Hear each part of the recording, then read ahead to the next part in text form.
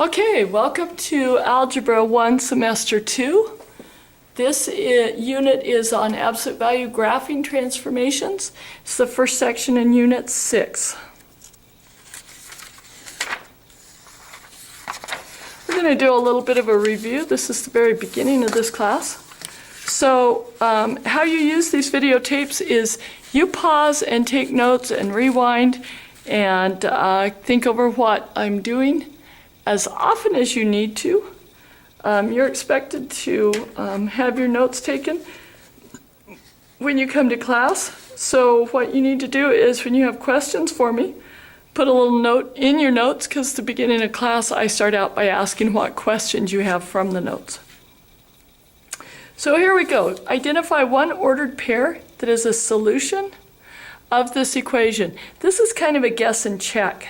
So I might get lucky, or I may have to try several different tries, but I know that I need a value for x and for y, so I'm just going to start with 0, 1. When you have a number right next to a variable, we multiply. So 8 times 0 is equal to 0, minus 5 times 1 is equal to 5. That equals -3. So I didn't hit on, -5. So I didn't hit on that -2. I'm actually 3 off from there. I'm just going to, because I'm a little bit tired today, I'm just going to keep going up and see if I can hit on one. So now I'll go 8 times 1 minus 5 times 2. And I find 8 minus 10 equals -2. So I did get lucky there. If you don't happen to get lucky, then you just keep choosing x and y points. So the ordered pair that's a solution is x being 1, y being 2. There are many, many solutions. If you like puzzles, feel free to try some others. Okay. When you're asked if they're equivalent equations, basically they're asking is the variable equal to the same amount. You have two ways to do this. You can either plug the 3 in and see if it works in that equation, or you can solve this equation for the x. I'm going to choose to solve the equation for the x because I want to make sure you remember those steps. Draw the line down, circle your creepy dude. What's being added or subtracted over here on the side of the teeter-totter with the creepy dude? It would be a -4, so we add 4, and we add 4. 7x equals 14. Divide by 7, and we get x equals 2. X equals 2 is not the same as x equals 3, so no, they are not equivalent. No, not equivalent, because their variables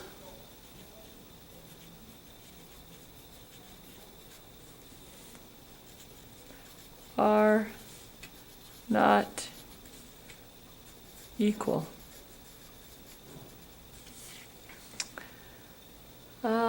The absolute value of a number, 7, this has got kind of a typo in it. The absolute value of the number 7 could be from the point 7 or from the point -7, because the absolute value means the distance from 0.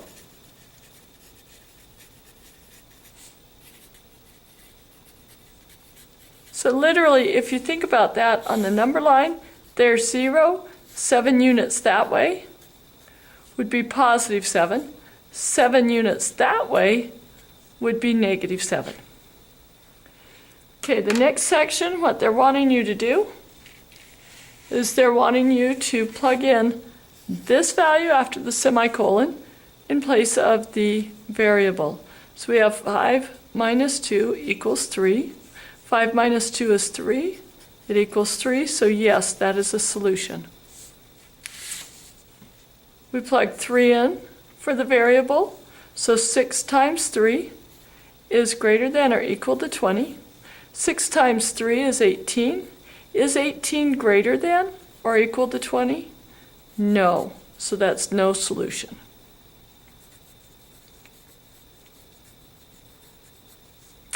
And you show that it's not equal by putting the line through it. The next one, we plug 9 in for the variable. 9 plus 3 is equal to 12, so it checks, it's yes. And now 2 minus 3 over 5 is less than or equal to 4. 2 minus 3 is a negative 1 over 5, which is less than or equal to 4. That is true, so we write yes, it is a solution.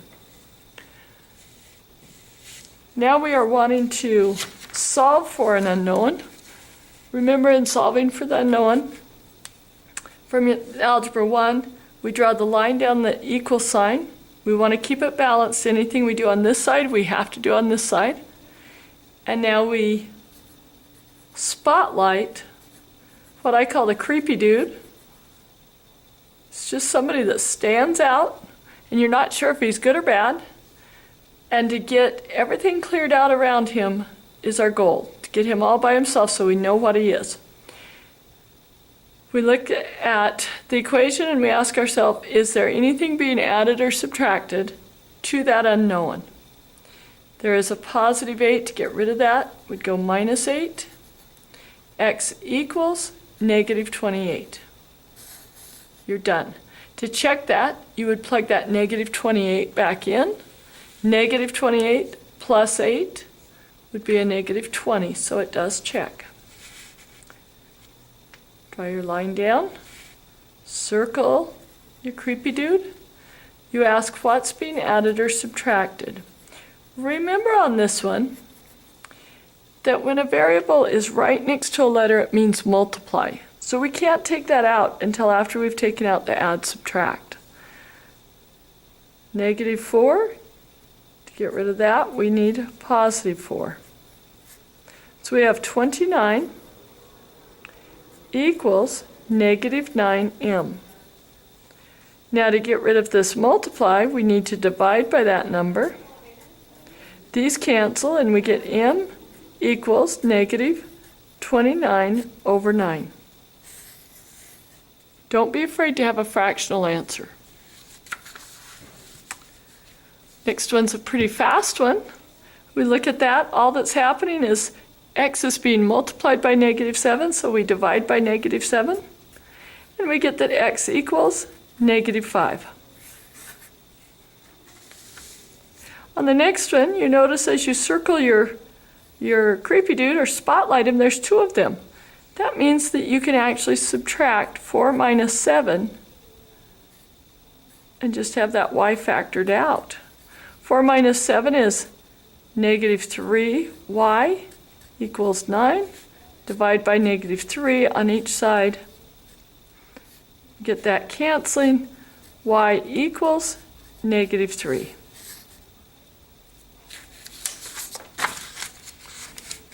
Okay. Now we need to make each statement true. If x equals negative 3, negative x would equal what?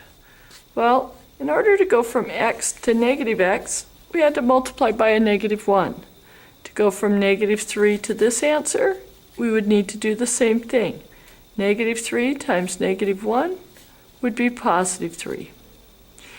The absolute value of x, that means the absolute value of negative 3. In other words, how many units from 0 is negative 3?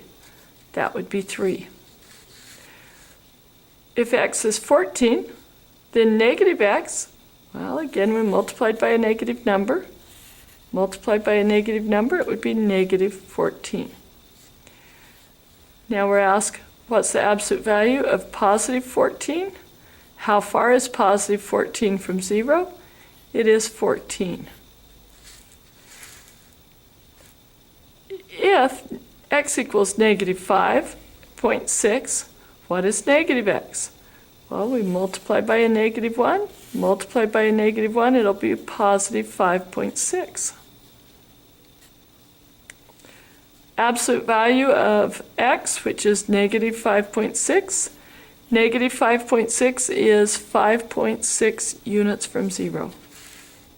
If x equals 0, then negative x equals 0. No negatives or positives with 0. The absolute value of 0 would be 0. Okay, just a quick review on graphing. This is in the format y equals mx plus b. Remember, b is your first point to graph. It's your y-intercept, and it never, ever is attached to x. So we come over here, the one not attached to x is plus 3.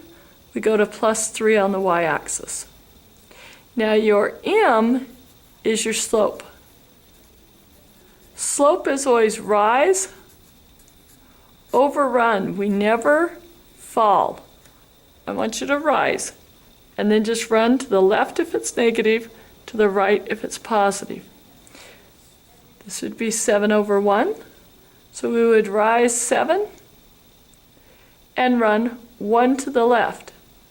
Now to make sure that our estimate of where that point is, since we went off the graph, we can bring in our straight edge. And now we ask ourselves, well, wouldn't it go down 7 and over 1 as well? So we can go down 1, 2, 3, 4, 5, 6, 7, and over 1 and make sure that our estimate lines up. We were pretty close. Another way to check your slope when you get done graphing is if the line is tipping up on the left-hand side, then it is a negative slope. If it's tipping up on the right-hand side, it's a positive slope. This one we need to solve for y, get the y alone. 3y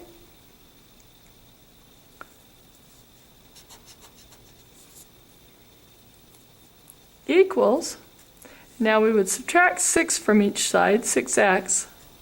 So it would be equal to negative 6x minus 5. You cannot combine that 6x and the 5 because they are not like terms. It's like trying to combine coins with dollar bills. You can't really combine them. Okay, I know that we come out with a decimal number, but it just kind of helps you to see you have to represent both. So now we divide by 3 on each side. Y equals, 3 goes into negative 6, negative 2, x times, and then we have a minus 5/3. So we come up to 5/3 would be, 3 goes into 5 once,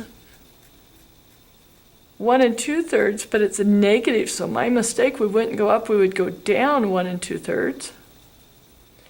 For the slope, we rise 2 and run 1. So from that point out there between the two, we'd go to another point between the two. That's 1, 2, 3, 4, 5. Now we would run to the left 3. 1, 2, 3. Okay, we'll erase that little mark that I made to keep track of where we were. And now we draw the line. One last check. The slope ended up being negative, and the line is up on the left, so it looks correct. When you end up graphing a line where you're given only one variable, that means to cut through that axis at that level. So it goes up to 4, cuts through the y-axis. If you did a t-chart of those points, you'd always have 4 in the y value because we're told no matter what, y equals 4. So you might want to plot it with points if that doesn't seem clear. This one says x is negative 8. That's a typo. It should be negative 3.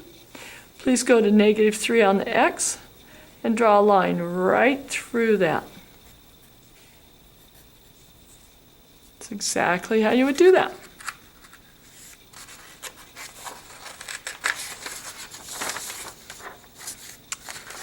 At this point, that concludes the warm-up review for this section.